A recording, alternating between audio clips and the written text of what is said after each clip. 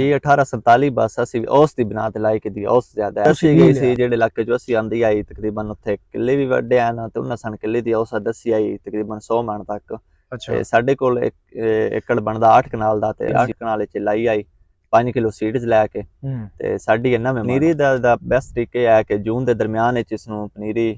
गढ़ दो ते बाकी जुलाई दे जेड़ा दरमियान च 25 तो 30 दिन दे दरमियान दी पनीरी दूसरी जगह विच मुंतकिल करनी है। टोटल साडी तकरीबन तैयार हो गई है 9वें दिन च जिसने सन दस्या उन्हें आख्या 100 दिन दी है लेकिन साडे इलाके थोड़ी जगह दा फर्क होंदा इस वजह तो साडी 9वें दिन फिक्स 9वें दिन तैयार हुई हार्वेस्टिंग हुई जी 1509 दी किस्म है 1509 तो बाद 1692 आई है फिर उन्हां दा क्रॉस मैच करके ते 1847 बनी जी बीमारी असी ते कोई भी नहीं वेखी कोई बीमारी वाला स्प्रे नहीं कीता भी तुसी वेख रहे हो तुहाडे सामने सेहतमंद अच्छा बीज है ते सिर्फ एक जिस टाइम निसरण ते आई है उस टाइम एक निसरण स्प्रे कीता सी बाकी बीमारी वाला कोई स्प्रे नहीं खादा असी यूज कीतियां ने गट्टू डीएपी पहले दिता जिस टाइम लाई